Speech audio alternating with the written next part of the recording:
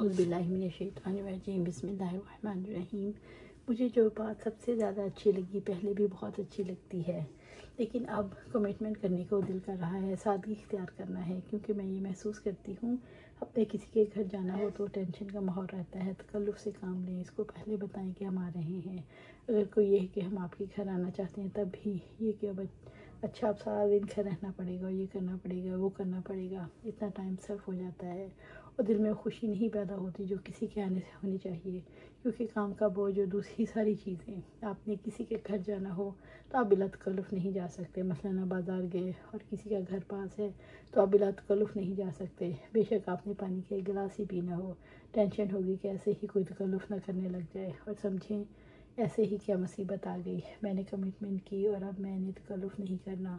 और अपने सब जानने वालों को भी कहना चाहती हूँ, मेरे लिए अपने घर के दरवाज़े खोल दें। तो मुझे ये बात बहुत अच्छी लगी। आपके लिए तो दरवाज़े खुलेंगे, आपके दरवाज़े भी तो उनके लिए खुलने चाहिए। आपने नोट किया, सादगी के साथ मोहब्बत बढ़ती है और तकल्लुफ़ में आप चाहे किसी के लिए कितना ही एहतमाम कर लें, इसमें मोहब्बतें ग्रो नहीं करती। आपके घर में जो बना है अब तकल्लुफ़ सबके सामने ले आएँ। आपके घर में जितने भी मेहमान हो, आपको फ़िक्र नहीं होती। आप सल्लल्लाहु अलैहि वसल्लम के हद में क्या होता था, जो कुछ है ले आएँ, दूध है तो वही ले आएँ, खजूर है तो वही सही, अगर कुछ नहीं तो पानी ही सही। लेकिन हमारे यहाँ एक कहा जाता है, अच्छा फिर कोई क्या कहेगा। इसका मतलब अल्लाह ताला की खुशी के लिए नहीं, किसी और की खुशी के लिए। तो इखलाक तो ख़त्म हो गया।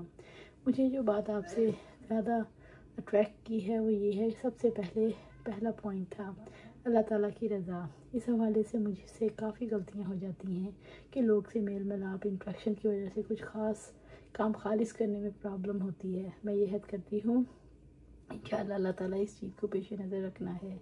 मुझे ये बात बहुत अच्छी लगी। अच्छे अखलाक की बुनियाद अल्लाह ताला की रज़ा है, तो इसको मैंने इंशाअल्लाह अल्लाह ताला अपनाने की कोशिश करनी है।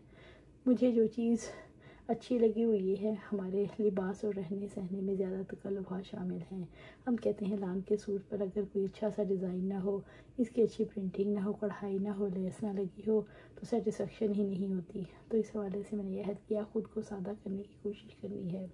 कुरान हकीम में है, कह दीजिए कौन है जिसने अल्लाह ताला की ज़ीनत को हराम कर दिया, जो इसने अपने बंदों के लिए निकाली है। तो दाल की रविश इख्तियार करनी है। ये भी ज़रूरी नहीं आप किसी कपड़े के लिए ज़ीनत का एहतमाम करना चाहें तो सब चीज़ों से रुक जाएं।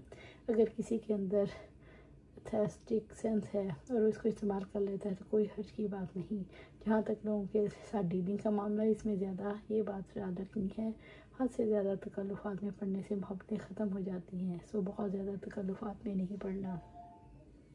अल्लाह सुब्हानहू तआला से दुआ है हमें कुरान पर अमल करने की तौफीक दे, उस पर जमा दे और जन्नतुल फिरदौस का के आला मुकाम पर अपने पास घर अता फरमाए। आमीन या रब्बिल आलमीन।